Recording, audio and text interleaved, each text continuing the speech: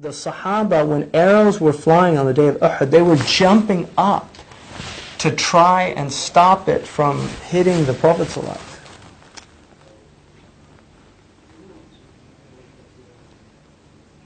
So that level of love,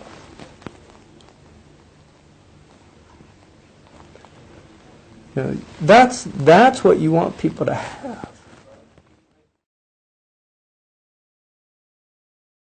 Bismillah ar-Rahman ar-Rahim. Mawlid has three meanings in Arabic. It's a verbal noun which indicates just a birth.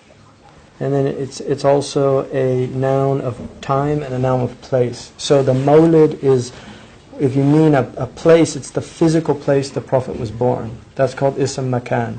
And then Mawlid is the 12th of Rabi' al-Awwal, is the time that he was born in. But the Mawlid, which is the masdar, the verbal noun, that's just his birth. And that everybody has to celebrate.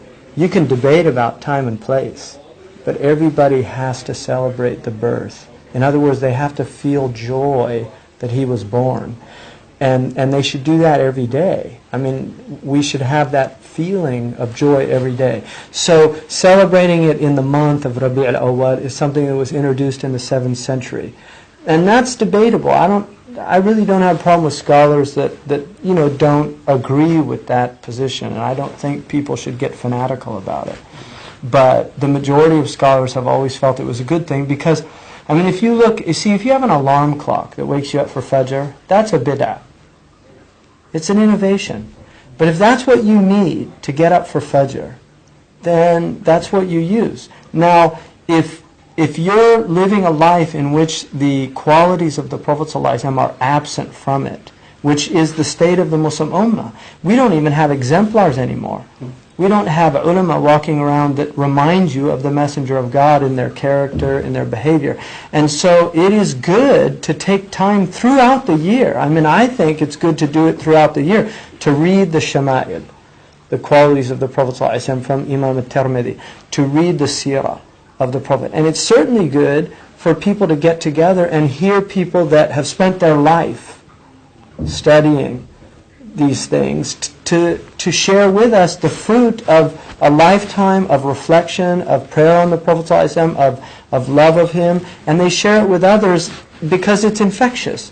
That you might get infected with this desire to learn more. And that's why I think it's a really good thing. But I don't think it should be a point of dissension amongst Muslims. I'm adamant about that. I just feel that people should do what they're comfortable with. And those of us that are comfortable with the proofs that we have and the scholars that have given us that, then that's what we do.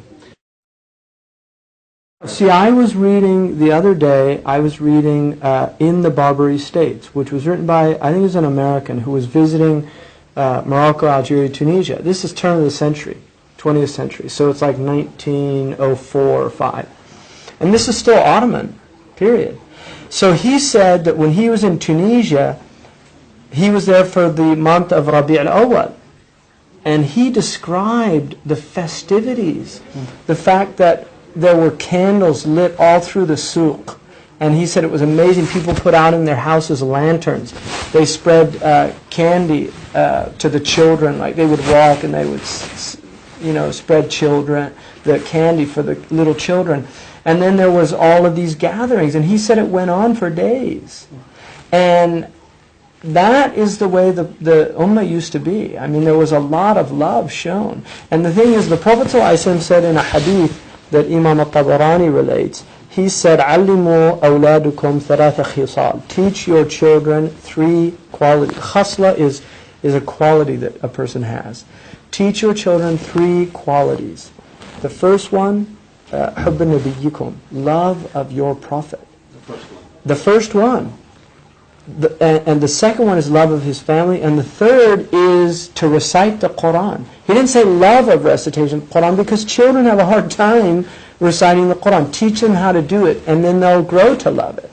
But now how do you teach somebody to love somebody? Do you see? I mean, how do you do that? Well, there's a number of ways that it can be done. For me, for instance, one of the things that I do is I have moments of gratitude with my children where I will remind them, isn't it wonderful that the Prophet ﷺ came to teach us how to eat? Look, we know how to eat. Isn't it wonderful that the Prophet ﷺ came to teach us how to pray? He taught us to open our hands like this. Isn't that amazing? We wouldn't have known that. Who would have known that to do that? But he taught us how to do that. Isn't that wonderful? And then just reminding them of that. I take them on Friday. We go to the Jumu'ah, my 3 older boys. And after we go to have an ice cream.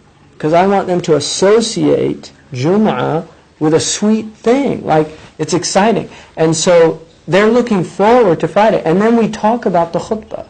So I sit with them and we talk about it.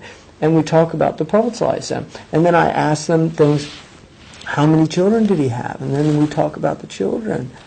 And what was Ruqayya like? What was Zainab like? What was Kulthum like? What was Ibrahim like? And Khadija, our mother Khadija. And just doing that. And this has to be consistent. You can't just do it once or twice.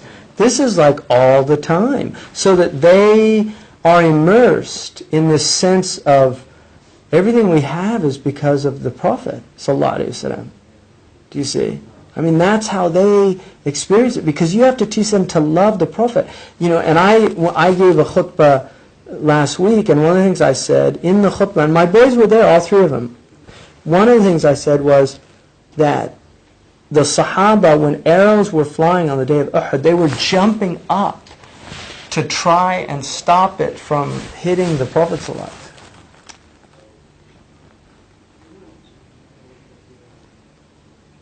So that level of love,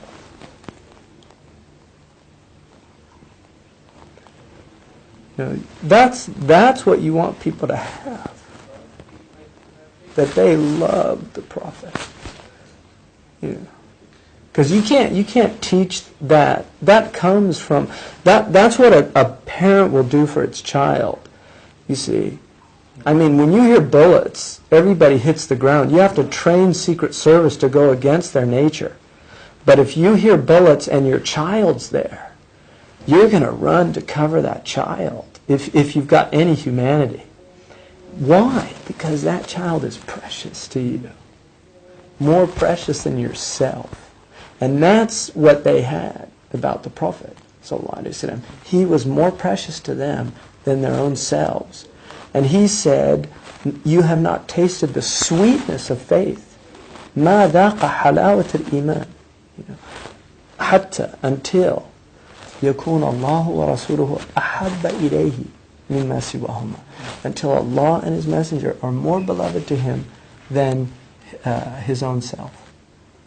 That's the sweetness of faith. And that's when faith is real. Other than that, it's not real. It's just, I mean, we can have faith, but it's more like a lip service. Do you see? And that's why teaching our children, especially in these lands, like in England and America, when do they experience it? When do they see, the beauties of Islam? When? And so, to deny the importance of these things is really insane, I think. That's my opinion.